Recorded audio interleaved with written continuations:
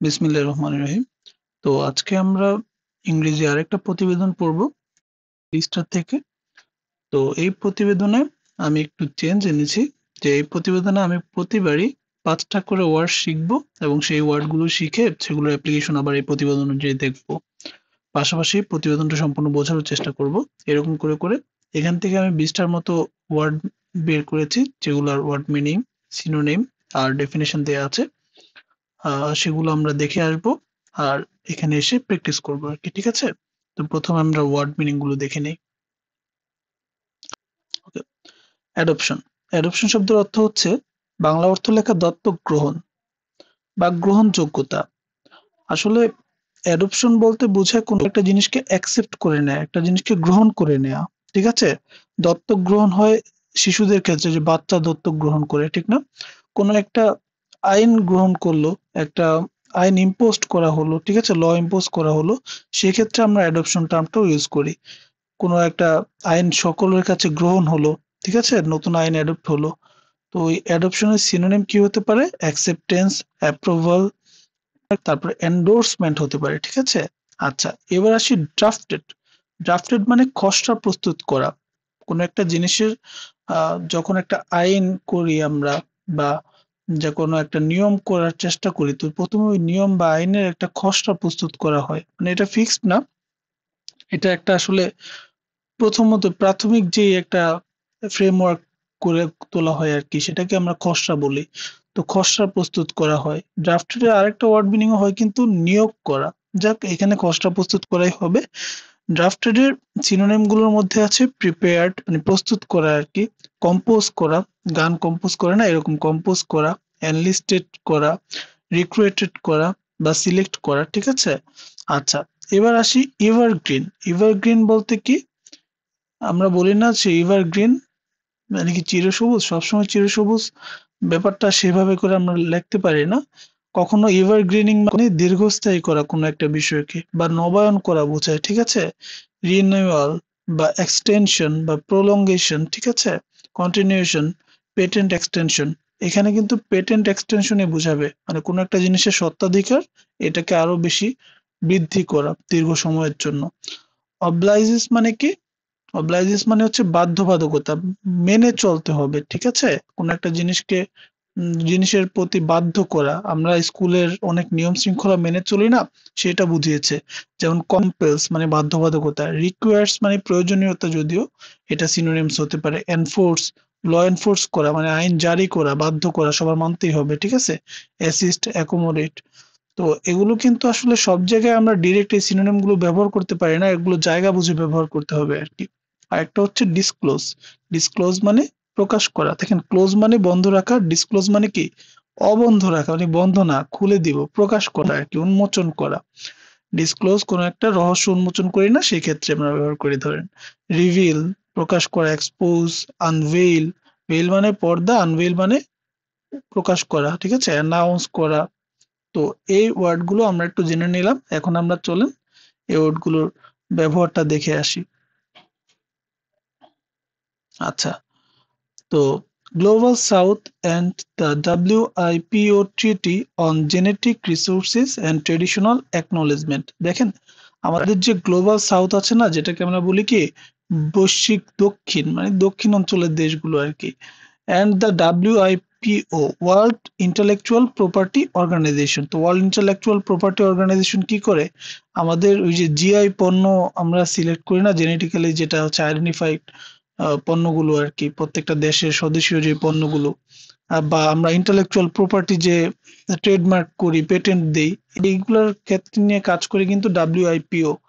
তো সেখানে একটা নতুন ল ইম্পোজ হয়েছে, এবং সেটা আমাদের জন্য বা আমাদের গ্লোবাল সাউথের জন্য আসলে কতটা কার্যকরী বা কতটা দরকার, তাই নিয়ে প্রতিবেদন লিখেছে ফাতেমাতুজ জোহরা। আচ্ছা, তো আমরা ওই অ্যাডপশন যে ওয়ার্ডটা শিখে আসলাম একটু আগে, সেটা লাইনটা একটু দেখে নেই। যে দেখেন,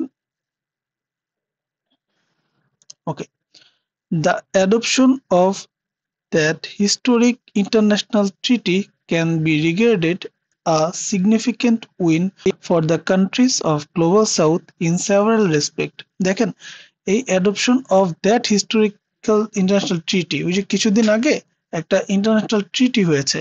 সেই ট্রিটিটা কিসের উপর নির্ভর? সেই ট্রিটি হচ্ছে ইন্টেলেকচুয়াল প্রপার্টির উপরে বেস করে। সেই ট্রিটিটার মাধ্যমে নিশ্চিত করা হয়েছে যে যেই সকল দেশ বা যেই সকল ইন্ডিজিনিয়াস পিপল কোনো একটা জিনিস ইনভেন্ট করে, তো সেটাকে যদি আমরা বাইরে বিক্রি করতে নেই বা বাইরে আমরা সেটাকে রপ্তানি করি বা দেশের মধ্যে সেটা বিক্রি হয়, তাহলে সেক্ষেত্রে কে এটার আবিষ্কারক বা কোন গ্রুপ বা কোন কমিউনিটি এটা আবিষ্কারক, কোন দেশ থেকে এসেছে, এই সম্পূর্ণ ডিটেলসটা লেখা থাকতেই হবে। মানে তাদের উল্লেখ করতে হবে বিষয়টা। এবং এদিকে আরো কিছু বিষয় এই লটা ইম্পোজ করা হচ্ছে আরো কিছু বিষয় নিয়ে। তো এই জিনিসটা হচ্ছে কি, the adoption of that historical international treaty. এই হিস্টোরিক্যাল বা ঐতিহাসিক ইন্টারন্যাশনাল আন্তর্জাতিক যে ট্রিটিটা হয়েছে, চুক্তিটা হয়েছে, এইটা যে গ্রহণ করা হলো, ঠিক আছে, অ্যাডপ্ট করা হলো, অ্যাকসেপ্ট করা হলো, তো এটা কার জন্য একটা উইনের মতো, একটা জয়ীর মতো একটা সিচুয়েশন গ্লোবাল সাউথে যারা আছে তাদের জন্য, ইন সেভারাল রেসপেক্ট, মানে বিভিন্ন দিক থেকে, বিভিন্ন আঙ্গিকে। তাহলে অ্যাডপশন ওয়ার্ডটা আমরা বুঝে গেলাম। এবার আসি, the treaty is drafted with two objectives in mind. আমরা ড্রাফটেড এর আগে একটু আগে শিখে আসলাম, ড্রাফটেড মানে কোন একটা জিনিসের আইনের খসড়া করা। তো এই যে চুক্তিটি খসড়া করা হয়েছে, হ্যাঁ, এটা দুইটা জিনিসকে মাথায় রেখে, দুইটা উদ্দেশ্যকে মাথায় রেখে করা হয়েছে। কি কি? একটা হচ্ছে টু এনহ্যান্স মানে বৃদ্ধি করা, to enhance the efficiency, transparency and quality of patent system. Patent যে সিস্টেমটা আছে না, পেটেন্ট মানে কোন একটা, পেটেন্ট বিষয়টা একটু বুঝিয়ে বলি, যে পেটেন্ট বলতে বোঝায় যে একটা কোম্পানি একটা প্রোডাক্ট লঞ্চ করলো, যেমন মনে করেন একটা একটা ল্যাপটপ কোম্পানি তার নতুন একটা ল্যাপটপ বের করলো, এই মডেলটা অন্য কেউ কপি করতে পারবে না, এই মডেলের উপরে তার অধিকার আছে, কেন এটা তিনি মেধা খাটিয়ে করেছে। সুতরাং এটা একটা পেটেন্ট সিস্টেম, মানে এই সিস্টেমটা এই স্বীকৃতি দেয় যে এই মডেলটা শুধু এই কোম্পানি বানিয়েছে, এটা তার নিজস্ব একটা উদ্ভাবনী একটা বিষয়, ঠিক আছে, এর কিছু নিয়ম আছে যে এটাকে কেউ কপি করতে পারবে না, কপি করলে এই কোম্পানির পারমিশন লাগবে, অনেকগুলা বিষয় থাকে আর কি। তো যাই হোক, যেই ট্রিটিটা বা চুক্তিটা স্বাক্ষরিত, ড্রাফটেড হয়েছে, খসড়াকৃত করা হয়েছে, হ্যাঁ, এই চুক্তিটা তাইলে দুইটা জিনিস মাথায় রেখে করা হয়েছে। একটা হচ্ছে কি, এই পেটেন্ট সিস্টেমটা যাতে আরো বেশি দক্ষ হয়, আরো বেশি দক্ষতা বাড়ে, এনহ্যান্স মানে বৃদ্ধি করা, পেটেন্ট সিস্টেমের দক্ষতা বৃদ্ধি করা, ট্রান্সপারেন্সি মানে স্বচ্ছতা বৃদ্ধি করা, এন্ড কোয়ালিটি মানে কি, গুণমানটা আরো বৃদ্ধি করা। আর আরেকটা বিষয় যেটা মাথায় রেখে করা হয়েছে সেটা হচ্ছে কি, টু প্রিভেন্ট দ্য এভারগ্রিনিং। এই ওয়ার্ডটাও কিন্তু কি আমরা একটু আগে শিখে এসেছি, দীর্ঘস্থায়ীকরণ, তাই না? To prevent the evergreening of patent related to genetic resources and traditional knowledge associate with genetic resources. আচ্ছা, এখানে বলা হচ্ছে যে এভারগ্রিনিং, একটু আগে আমরা শিখে আসলাম দীর্ঘস্থায়ীকরণ। এভারগ্রিনিং অফ পেটেন্টস বলতে কি বোঝায়? দেখা যায় কি, একটা ধরেন একটা মেডিসিন, আমাদের লোকাল পিপল, ধরেন মুন্সিগঞ্জের পিপলরা একটা মেডিসিন অনেক দিন ধরে বানিয়ে আসতেছে নিজেদের মতো করে, ধরেন একটা তেল বানায় আনতেছে, এই তেলটা ব্যথা নাশ করে। মানে একটা কোম্পানি সামান্য কিছু মডিফাই করে এই উদ্ভাবনটা নিজের বলে চালিয়ে দিল এবং পেটেন্ট করে নিল। যেহেতু সামান্য মডিফিকেশন করছে, তারা একটা পেটেন্ট করলো নিজেদের নামে, তো এখন এটা আর কেউ করতে পারবে না। এবং তারা কি করলো, এভারগ্রিনিং প্রসেসে গেল, মানে এই পেটেন্টটা আস্তে আস্তে দীর্ঘস্থায়ী করলো, আরো এক্সপানশন করলো, যে পেটেন্টের টাইম স্পেন্ড আর কি, যে এটা আর 30 বছর, 50 বছর, 100 বছর তাদের আন্ডারে থাকবে। তো এটা যদি করতে থাকে, তখন দেখা যায় কি, ইন্ডিজিনিয়াস পিপল যারা আছে, যারা স্বদেশীয় মানুষ, তারা তো দুর্বল, তারা আসলে এর প্রতিরোধ তখন করতে পারেনি যখন এই কোম্পানিটা নিয়েছে, বা এটা আসলে সঠিক যাচাই বাছাই তখন হয়নি, ঠিক আছে। তো এতে দেখা যায় যে একটা কোম্পানি চুরি করে অন্য একজনের আইডিয়া নিয়ে নিজের নামে চালিয়ে দিচ্ছে। তো এটাকে প্রতিরোধ করতে হলেও করবে কি, এই ট্রিটিটা এই জিনিসটাকে প্রতিরোধ করবে, যে কোনো একটা প্রোডাক্টকে মানে একবারে দীর্ঘস্থায়ীর জন্য নিজের পেটেন্ট করে নিলাম কোন রকম চিন্তা মানে ছাড়াই, যাচাই বাছাই ছাড়াই, তো এটা যাতে না হয়। আর প্রত্যেক যারা আসলে জিনিসটা আবিষ্কার করেছে, ট্রেডিশনাল নলেজ থেকে যারা আছে, তাদের কথাটা যাতে উল্লেখ থাকে, ঠিক আছে। This treaty obligates its members. এই ট্রিটিটা তার মেম্বার, তার সদস্য যারা আছে, মেম্বার স্টেট, সদস্য রাষ্ট্র যারা আছে, তাদেরকে বাধ্য করে, অবলাইজেস মানে বাধ্য করা, ঠিক না, কম্পেল, বাধ্য করা, to ensure that for patent protection of a new invention, একটা নতুন যে ইনভেনশন হবে, নতুন যে একটা আবিষ্কার হবে, সেটার পেটেন্ট প্রোটেকশনের জন্য based on genetic resource. Genetic resource বলতে বোঝায় মানে ওই এলাকার যে ধরেন এই যে মেডিসিনের কথা বললাম, বিভিন্ন বায়োলজিক্যাল বা বিভিন্ন গাছপালার ভেষজ জিনিসপত্র দিয়ে বানানো যে কোনো বস্তু হতে পারে এক্ষেত্রে, ঠিক আছে? তো genetic resource, the inventor must disclose the country or origin of the genetic resource. বলছে যে এই যে যারা মেম্বার আছে এই ট্রিটিটা স্বাক্ষর করেছে, তারা এখন বাধ্য, কি করতে বাধ্য, যে আসলে এই যে ইনভেনশনটা আসলে কারা করেছে, কাদের মাধ্যমে এটা এসেছে, তাদের নাম অবশ্যই প্রকাশ করতে হবে। টু ডিসক্লোজ, মাস্ট ডিসক্লোজ মানে কি, প্রকাশ করা বা উন্মোচন করা। আচ্ছা, তাহলে এই পর্যন্ত আমরা শিখে গেলাম। এবার আমরা বাকি 5টা ওয়ার্ড শিখে আসি, আবার আমরা প্র্যাকটিস করব। আচ্ছা, এবার আসি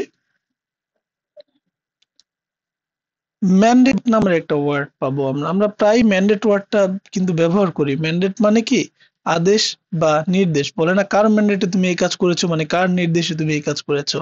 ম্যান্ডেট বলতে কমান্ড, ম্যান্ডেট বলতে অর্ডার, ম্যান্ডেট বলতে অথরাইজেস, এনফোর্সেস, ঠিক আছে? তো ডিক্রিজ। আচ্ছা, এবার আসি যে ইলিজিবিলিটি। ইলিজিবিলিটি মানে কি, কোন একটা জিনিসের উপযুক্ততা বা যোগ্যতা বোঝায়, ঠিক আছে? মানে এটা আসলে কোয়ালিফাইড কিনা। হ্যাঁ, তো এলিজিবিলিটির এর সিনোনিম কি হতে পারে, এটা কোয়ালিফিকেশন, সুইটেবিলিটি, মানে এটা আসলে কতটা যোগ্য একটা বিষয়ের জন্য। যেমন আমি বললাম যে একটা একটা গেম হবে, সেই গেমের মধ্যে 5 ফিটের বেশি লম্বা মানুষ এখানে পার্টিসিপেট করতে পারবে না, 5 ফিটের কম যারা তারা। তাহলে এখানে তাদের যোগ্যতা কি হবে, 5 ফিটের কম হতে হবে। তাহলে সেটা হলো কি একটা এলিজিবিলিটি বা একটা রিকোয়ারমেন্ট তাদের জন্য, তাই না? তো এই যে এই বিষয়টা হচ্ছে এলিজিবিলিটি বা সুইটেবিলিটি, ফিটনেস, ক্যাপাবিলিটি, কম্পিটেন্স, ঠিক আছে? কম্পিটেন্স মানে কি, যোগ্যতা বোঝায়। আসি এবার প্র্যাগম্যাটিক। প্র্যাগম্যাটিক মানে বাস্তবসম্মত, প্র্যাকটিক্যাল বোঝায়, ঠিক আছে? Practical, realistic, logical, rational. Rational মানে কি, বিচক্ষণ চিন্তা ভাবনা, বাস্তবধর্মী চিন্তা ভাবনা আর কি, সেন্সেবল। আচ্ছা, বায়োপাইরেসি। দেখেন আমরা পাইরেসির অনেক নাম শুনেছি। পাইরেসি মানে তো চুরি বা চৌর্যবৃত্তি। বায়োপাইরেসি মানে জৈব চৌর্যবৃত্তি, মানে the unauthorised use of biological resources or traditional knowledge for commercial gain without compensation. মানে আমি একদল লোকের নলেজকে ব্যবহার করলাম, একদল লোকের বায়োলজিক্যাল রিসোর্স ব্যবহার করলাম, কিন্তু আমি তাদেরকে এর বিনিময়ে কিছু দিলাম না, তাদের তাদের নাম ডিসক্লোজ করলাম না, তাদেরকে কোনো ক্রেডিট দিলাম না। এই জিনিসটাকে বলে বায়োপাইরেসি বা জৈব চৌর্যবৃত্তি, ঠিক আছে? তো এরপর আসি কন্ট্রারি। কন্ট্রারি মানে এটা একটা কমন ওয়ার্ড, তারপরে এটা আমি লিখে রেখেছি জানার জন্য আর কি। বিপরীত বা বিরোধী, ঠিক আছে? অন দা কন্ট্রারি মানে এর বিপরীতে। অপোজিট বোঝায়, অপোজিং বোঝায়, ঠিক আছে? কনফ্লিক্টিং, কনফ্লিক্টিং মানে কি, দুইটা জিনিসের মধ্যে মতবিরোধ আছে, মানে দ্বন্দ্ব বোঝায় আর কি। কন্ট্রাডিকশন বা কন্ট্রাডিক্টরি, ঠিক আছে? তারপর হচ্ছে এন্টিথেটিক্যাল, এটা হচ্ছে কন্ট্রারি সিনোনিমস। এবার আমরা বাকি টুকু পড়ে আসি, আবার আমরা এসে দেখবো। আচ্ছা, তো এখানে আসছে okay, in the existing international convention. এখন এই যে আমরা মাত্র একটা দেখলাম, একটা ট্রিটি স্বাক্ষর হচ্ছে, এই ট্রিটির বাইরে বর্তমানে যে প্রেজেন্ট এক্সিস্টিং যে কনভেনশন গুলো আছে, মানে বর্তমানে যে কনভেনশন বা সম্মেলন গুলো আছে, যেমন ট্রিপস এর কথা বলা যায়। ট্রিপস মানে trade related aspects of intellectual property right, অথবা প্যারিস কনভেনশন, যার কথাই বলি না কেন, traditional knowledge is not protected due to lack of eligibility criteria. দেখছেন, মানে ট্রেডিশনাল যে নলেজের কথাটা, যেটা কিনা এই বর্তমানের ট্রিটির মাধ্যমে মানে সুরক্ষিত হচ্ছে, সেটা কিন্তু ট্রিপস বা প্যারিস কনভেনশনের মাধ্যমে সুরক্ষিত নয়। কেন নয়? কারণ সেখানে উপযুক্ততা বা যোগ্যতা যাচাইয়ের যে বিষয়টা, সেটা লেক ছিল, মানে সেটার অভাব ছিল, ঠিক আছে? তো আমরা এলিজিবিলিটির ওয়ার্ডটাও দেখে নিলাম। এবার আসি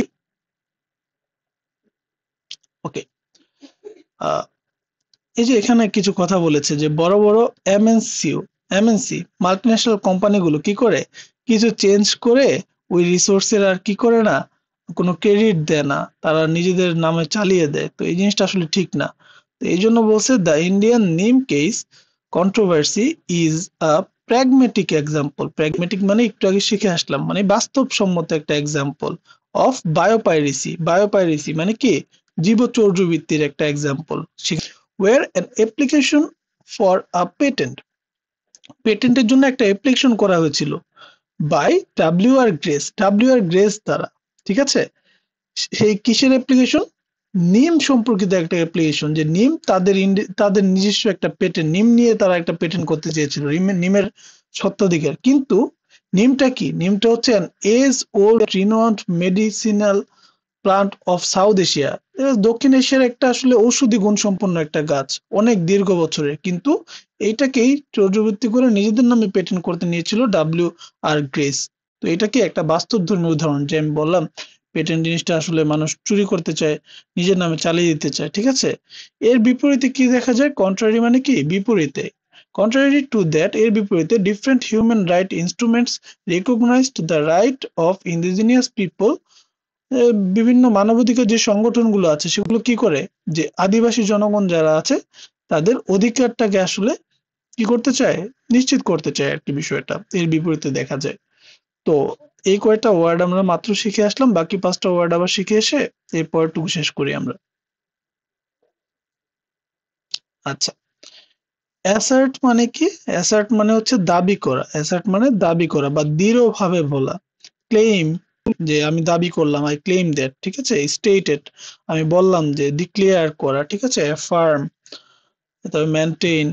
ফওনা, ফওনা বলতে কি বোঝায়? প্রাণী জগৎ বলতে বোঝায় ফওনা। ফ্লোরা বলতে বোঝায় কি, ফুলের জগৎ, তাই না? ফওনা মানে হচ্ছে প্রাণী জগৎ, animals, wild life, creature, species, zoology, ঠিক আছে। ডিলেমা, ডিলেমা ওয়ার্ডটা খুবই কমন। ডিলেমা মানে সংকট বা দ্বিধার মধ্যে পড়া, দ্বন্দ্বের মধ্যে পড়া, ঠিক আছে। তো ডিলেমার সিনোনিম কি হতে পারে? সিনোনিম হতে কনফিউশন, এটা দ্বারা খুব ভালো করে বোঝা যায়। কনফিউশন। ক্রাইসিস বোঝায়, আনসার্টেনিটি বোঝায়, ঠিক আছে। তারপরে কোয়ান্ট্রি বোঝায় বা প্রিডিকেমেন্ট বোঝায়, ঠিক আছে। এবার আসি প্রভিশন। প্রভিশন মানে বিধান, ব্যবস্থা, আইন। প্রভিশন মানে বিধান, ব্যবস্থা, আইন বোঝায়। যেমন প্রভিশনের সিনোনিম কি হতে পারে? Supplies, agreement, arrangements, resources, stipulations, conditions, ঠিক আছে। আচ্ছা, প্রভিশন মানে ব্যবস্থা বা সরবরাহ। আর মনোপলিস্টিক মানে কি? মনোপলিস্টিক মানে একচেটিয়া, একক শাসিত। মনোপলিস্টিক মানে একচেটিয়া, এক্সক্লুসিভ, ডমিনেন্ট, মনোপোলাইজড, কন্ট্রোলিং, সেন্ট্রালাইজেশন। তো এটা হচ্ছে মনোপলিস্টিকের উদাহরণ, সিনোনিম আর কি। তো আমরা বাকিগুলো একটু দেখে আসি। আচ্ছা, তো অ্যাসার্টের অর্থটা আমরা একটু আগে শিখে আসলাম, যে দাবি করা, ক্লেম করা। তো এখন দেখি যে article 31 of the UN declaration, যে জাতিসংঘের যে ঘোষণাপত্র আছে তার 31 নম্বর আর্টিকেল কি বলে? On the right of indigenous people, আদিবাসী পিপলদের আহ, অধিকারের ব্যাপারে। People asserts the right of indigenous peoples to protect and maintain their culture. পিপলরা দৃঢ়ভাবে, জনগণ দৃঢ়ভাবে ঘোষণা করতেছে বা দৃঢ়ভাবে কি করতেছে, মানে বলতেছে, দাবি করতেছে, ক্লেম করতেছে যে কি, ইন্ডিজিনাস পিপল যারা আছে তাদেরকে সংরক্ষণ করা, তাদের মেনটেন করা, কি জন্য? তাদের কালচার মেনটেন করা, কালচারাল হেরিটেজ যেটা আছে, সাংস্কৃতিকগত ঐতিহ্য যেটা, হ্যাঁ, ট্রেডিশনাল নলেজ, তারপর হচ্ছে traditional culture expression, technologies and cultures including human and genetic resources, seed, medicine, knowledge of properties of fauna and flora. মানে তাদের তো বিভিন্ন রকমের নলেজ থাকে, কি ধরনের? জীবজগৎ সম্পর্কে বা ফুল জগৎ সম্পর্কে। তারা ফুল দিয়ে বিভিন্ন রকমের ওষুধ বানাতে পারে, বা প্রাণী জগৎকে ব্যবহার করে, ধরেন একটা প্রাণীর একটা অঙ্গ নিয়ে বা একটা প্রাণীর কিছু পার্টস নিয়ে তারা একটা ওষুধ তৈরি করে বা একটা ডিফারেন্ট জিনিস তৈরি করে। তো এগুলো আসলে তাদের তাদের কি এগুলাকে বলা হয় জেনেটিক্যাল রিসোর্সেস, বা তাদের আসলে নলেজেবল প্রপার্টি। এগুলাকে আসলে সংরক্ষণ করার ব্যাপারে কিন্তু কি ইউএন এর চার্টার যে 31 আর্টিকেল সেখানে বলা আছে আর কি। Thus appears that a dilemma was created between these two international convention. তো এখানে তাহলে একটা জিনিস বোঝা যায় যে এই দুইটা ইন্টারন্যাশনাল কনভেনশনের মধ্যে একটা দ্বিধাসংকর, একটা কনফিউশন আছে কি, which can be removed by adoption of new WIPO treaty, যেটা কিনা কি আমরা ডাব্লিউআইপিওর যে নতুন ট্রিটি নিলাম, এই ট্রিটির মাধ্যমে এই সংকটটাকে আমরা দূর করতে পারি। কোন সংকটটা? একদল বলছে যে কি করতে পারবে, একদল বলছে যে ইন্ডিজিনাস পিপলদেরকে আসলে সংরক্ষণ করতে হবে, তাদের ঐতিহ্যগত সংরক্ষণ করতে হবে। অন্যদিকে দেখা যায় কি বায়োপাইরেসি হচ্ছে বা ডিফারেন্ট ডিফারেন্ট সমস্যা ক্রিয়েট হচ্ছে। তো এই সবগুলা সমস্যার সমাধান হতে পারে কি ডাব্লিউআইপিওর এই ট্রিটিটা। Since the treaty was included provisions for sanction and remedies, it is expected that biopiracy will be reduced after the adoption of this treaty. যেহেতু এই যে ট্রিটিটা হচ্ছে, এই ট্রিটিটার মধ্যে কিছু ব্যবস্থা আছে। কি ব্যবস্থা? স্যাংশন দেওয়ার ব্যবস্থা, নিষেধাজ্ঞা দিতে পারে, ঠিক আছে, এবং বিভিন্ন প্রতিকারমূলক ব্যবস্থা করা আছে। সুতরাং আশা করা যায় যে এই ট্রিটিটাকে যদি আমরা অ্যাডপ্ট করি, গ্রহণ করি, তাহলে বায়োপাইরেসি কি হবে, বায়োপাইরেসিটা কমে যাবে। বায়োপাইরেসি বলতে কি বুঝি, যে জৈব চৌর্যবৃত্তি যেটা। এবার আসি বাকি 5টা ওয়ার্ড, সেগুলো শিখে নেই। 5টা না, আর আছে 4টা ওয়ার্ড। এই 4টা ওয়ার্ড পড়ার পরেই এই আর্টিকেলটা হয়তো শেষ হয়ে যাবে। কন্ডাক্ট খুবই সহজ, এটার মিনিং কন্ডাক্ট মানে আচরণ। কন্ডাক্টের সিনোনিম হচ্ছে behaviour, action, management, execution, administration. এরপর আসি কনক্লুড। আমরা বলি না কোন একটা জিনিসকে উপসংহার টানা বা শেষ করা কথা, তো এটা হচ্ছে কনক্লুড। তো কনক্লুড মানে ফিনিশ করা, ক্লোজ করা, ডিডিউস করা, ঠিক আছে, ডিটারমাইন করা, সামারাইজ করা। অ্যামেন্ড, অ্যামেন্ড মানে হচ্ছে সংশোধন করা। আমাদের যেমন সংবিধানে 17 বার সংশোধন হয়েছে, অ্যামেন্ডমেন্ট বলি আমরা। তো অ্যামেন্ড মানে সংশোধন করা, পরিবর্তন করা। তো অ্যামেন্ডের সিনোনিম হতে পারে modify, alter, revise, improve, correct, adjust. এরপর আসি ফ্রডুলেন্ট। ফ্রডুলেন্ট মানে ফ্রড থেকে কথাটা আসছে। ফ্রড মানে তো আমরা জানি প্রতারণা করা বা জালিয়াতি করা, তাই না? তো ফ্রডুলেন্টের সিনোনিম হতে পারে কি, সিনোনিম হতে পারে ডিসঅনেস্ট, ফেক, ডিসেপটিভ, চিটিং, এগুলো হতে পারে, ঠিক আছে, ডিসাইটফুল। তো এগুলো হচ্ছে ফ্রডুলেন্ট। তো এবার আমরা বাকি আর্টিকেলটা দেখে নিই। আচ্ছা,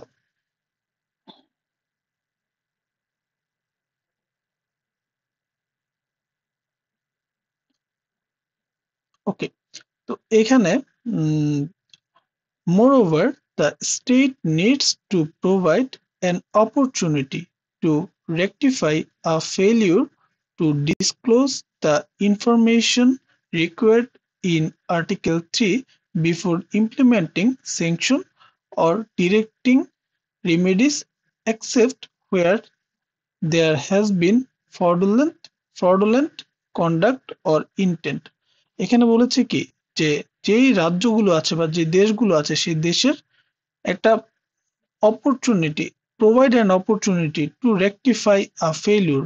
রেকটিফাই বলতে সংশোধন করা বোঝায়, আমি এটা এখানে দেইনি। রেকটিফাই বলতে সংশোধন করা বোঝায়, সংশোধন। তাহলে স্টেটের উচিত একটা সুযোগ দেওয়া। কিসের সুযোগ? যে এই ধরনের অপরাধ কর্মগুলো যাতে তারা কি করতে পারে, সংশোধন করতে পারে, ঠিক আছে, এই ধরনের ব্যর্থতাগুলোকে যাতে সংশোধন করতে পারে, যাতে ওই ইনফরমেশন গুলাকে আরো বেশি তারা ডিসক্লোজ করে, প্রচার করে বা মানে প্রকাশ করে, যে আসলে কোত্থেকে আসে, পেটেন্টটাকে আসলে স্বীকার করে নেয়, ঠিক আছে, আর্টিকেল 3 অনুযায়ী। আচ্ছা, কিন্তু এই কিছু ব্যতিক্রম ছাড়া, কোনগুলো ছাড়া, যেখানে হচ্ছে কি there has been fraudulent conduct or intent, যেখানে আসলে প্রতারণামূলক আচরণ রয়েছে, সেই ব্যাপারগুলো ছাড়া সেখানে আসলে টলারেট করা যায় না, সেখানে আসলে তাদের প্রতি কঠোর ব্যবস্থাটা নেওয়া উচিত। এরপরে আসি টু কনক্লুড, মানে সবশেষে, মানে সবশেষে বলে পরিশেষে বা উপসংহারে কি বলা যায়? উপসংহারে বলা যায় the adoption of the WIPO treaty is a win for global south countries. Global south country গুলোর জন্য এটা একটা উইন, কারণ গ্লোবাল সাউথ কান্ট্রি গুলো আসলে দীর্ঘদিন ধরে পিছিয়ে রয়েছে। ইন্ডাস্ট্রিয়ালাইজেশন যুগে দেখা যায় ইউরোপিয়ান কান্ট্রি গুলো বা বড় বড় দেশের কান্ট্রি গুলো তারা এগিয়ে রয়েছে এবং তারা পেটেন্ট করে নিয়েছে বিভিন্ন প্রোডাক্ট তাদের নামে। অথচ সেই প্রোডাক্টের কাঁচামাল বলি, র ম্যাটেরিয়াল বলি, আইডিয়া বলি, সেগুলো গ্লোবাল সাউথ থেকে ম্যাক্সিমাম নেয়া। তো এটা কিন্তু তাদের জন্য একটা উইন সিচুয়েশন, কেন এখন গ্লোবাল সাউথের ব্যাপারটা তারা স্বীকৃতি দিবে, ঠিক আছে, ইনক্লুডিং বাংলাদেশ সহ। আচ্ছা, Bangladesh can sign the treaty and amend its legal framework on patent. Bangladesh কি করতে পারে, এই ট্রিটিটি সাইন করতে পারে এবং বাংলাদেশের যে লিগ্যাল ফ্রেমওয়ার্ক আছে সেটার মধ্যে কি একটু সংশোধন আনতে পারে, so that third parties can not achieve patent protection over it resources, যাতে অন্য যে থার্ড পার্টি আছে তারা আমাদের দেশীয় পণ্যের উপরে কি করতে পারে না, এই পেটেন্ট প্রোটেকশনটা নিতে না পারে। অ্যান্ড এক্সারসাইজ মনোপলিস্টিক রাইট, এবং একচেটিয়া অধিকার যাতে এক্সারসাইজ করতে না পারে, একচেটিয়া অধিকার যাতে যেটা প্রতিষ্ঠা করতে না পারে, ঠিক আছে। একচেটিয়া, মনোপলিস্টিক মানে কি একচেটিয়া, অ্যামেন্ড মানে সংশোধন করা, কনক্লুড মানে পরিশেষে। তাহলে আজকে এই পর্যন্তই ছিল। ধন্যবাদ সবাইকে।